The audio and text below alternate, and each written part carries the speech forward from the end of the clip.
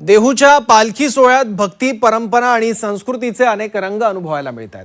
आबालवृद्धांपासून ते ज्येष्ठांपर्यंत प्रत्येक जण या वारीत सहभागी होत असतो। मात्र यंदा देहू नगरीत एका चिमुकलीनं सर्वांचं लक्ष वेधून घेतलं। मोबाईलच्या युगात हरवत चाललेले पारंपरिक काठवट वाडा हे खेळणं ती अगदी उत्साहानं खेळताना दिसली। विशेष म्हणजे हा खेळ तिला तिच्या आजीकडून शिकायला मिळालाय। एका पिढीकडून दुसऱ्या पिढीकडे संस्कृतीचा आणि परंपरेचा वारसा अशाच प्रकारे जतन होत असल्याचं हे सुंदर चित्र देहूच्या वारीत पाहायला मिळालं। भक्तीबरोबरच संस्कार आणि लोकपरंपरा जपणारी ही चिमुकली सध्या भाविकांचं आकर्षण ठरते आणि तिचं कौतुक सुद्धा होत आहे। या चिमुकलीसोबत संवाद साधलाय आमच्या प्रतिनिधी चैत्राली राजापूरकर यांनी।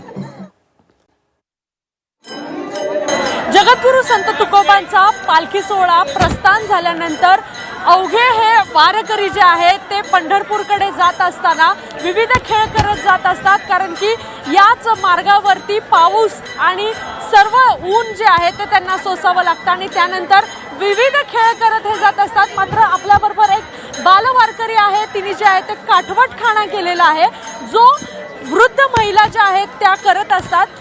आपल्याबरोबर ही बालवारकरी आहे। काय सांगशील, आता तू काय केलंस हे सगळं? काठवट खाना। अच्छा, कुठं शिकलीस हे सगळं तू? आजीकडून। आजीकडून शिकले। किती वर्षापासून करते तू? वारीमध्ये किती दिवस झाले, किती वर्ष झाले येते? 4 वर्ष। 4 वर्षापासून तू येते। आपण तिच्या आईशी देखील बोलणार आहोत।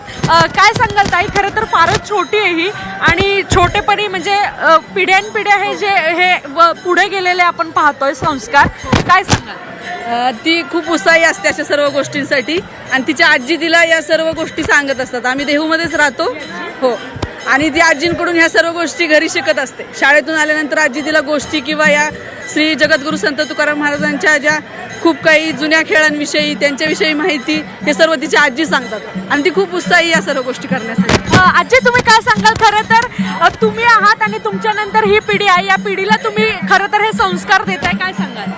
हेच असंच खेळायचं, माकडचा खेळ, सरपगुडी, असा पिंगा, काय इसबाईस खेळायला शिकायचं। कॅमेरा पर्सन विकी कांबळेसह चैत्राली राजापूरकर, झी मीडिया, देहू।